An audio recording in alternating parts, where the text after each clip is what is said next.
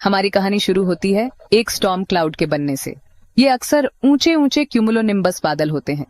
ये तब बनते हैं जब धरती के पास की गर्म नमी वाली हवा ऊपर उठती है। जैसे जैसे ये हवा ऊपर जाती है ये ठंडी होती जाती है।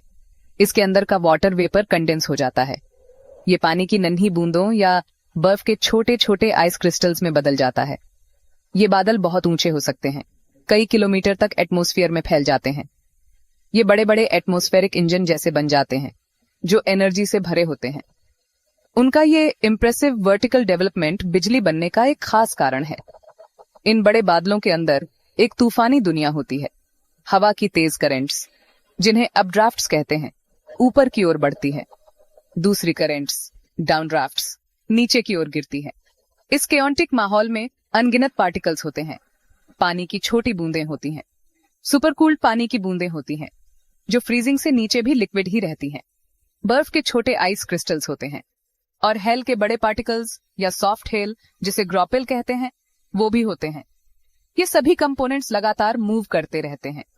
ये एक दूसरे से लगातार टकराते रहते हैं, एक कभी ना रुकने वाले गोल गोल घूमते हुए डांस की तरह। जैसे जैसे स्टॉर्म क्लाउड मैच्योर होता है उसके बेस पर नेगेटिव चार्ज बहुत ज्यादा स्ट्रॉन्ग हो जाता है। नेगेटिव इलेक्ट्रिकल एनर्जी का ये जमाव सीधे नीचे धरती की सतह पर जबरदस्त असर डालता है। जमीन, जिसमें नॉर्मली लगभग न्यूट्रल चार्ज होता है, रिएक्ट करना शुरू कर देती है। बादल से आने वाला स्ट्रॉन्ग नेगेटिव फील्ड जमीन में मौजूद नेगेटिव चार्जेस, इलेक्ट्रॉन्स, को दूर धकेलता है।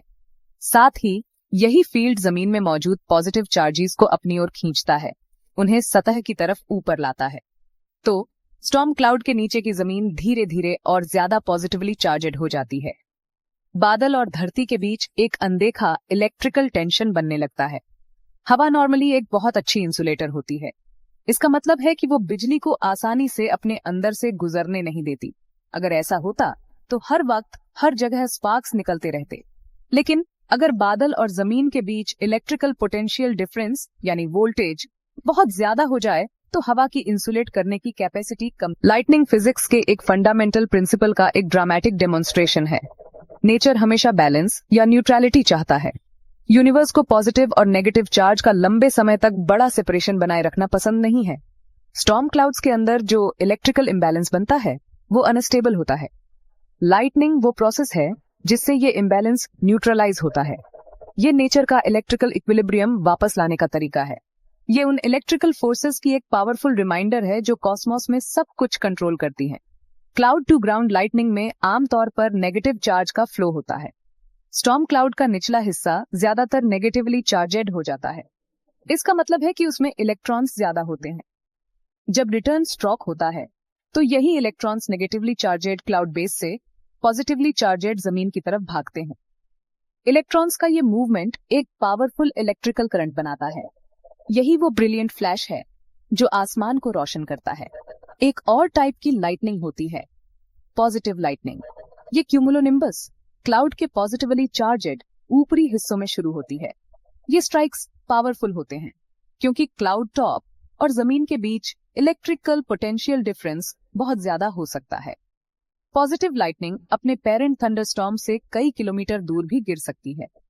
इसमें हायर पीक करंट होता है और इसका फ्लैश ज्यादा देर तक रह सकता है, जिससे ये खास तौर पर खतरनाक हो जाती है। थंडरस्टॉर्म के दौरान मोबाइल फोन इस्तेमाल करने से बिजली गिरने का रिस्क नहीं बढ़ता। ये एक मिथ है। लाइटनिंग ऊंची, नुकीली, अकेली चीजों की तरफ आकर्षित होती है। मोबाइल फोन जो प्लास्टिक का बना होता है, लाइटनिंग मैग्नेट नहीं है। आपका फोन लाइटनिंग स्ट्राइक का ज्यादा लाइकली टारगेट नहीं बनाता। साइंस इस डर को सपोर्ट नहीं करता। थंडरस्टॉर्म के दौरान सुरक्षित रहने का सबसे अच्छा तरीका है कि सेफ्टी गाइडलाइंस को फॉलो करें। सबसे सेफ जगह एक मजबूत बंद बिल्डिंग के अंदर रहना है। एक हार्ड टॉप गाड़ी भी अच्छी प्रोटेक्शन देती है।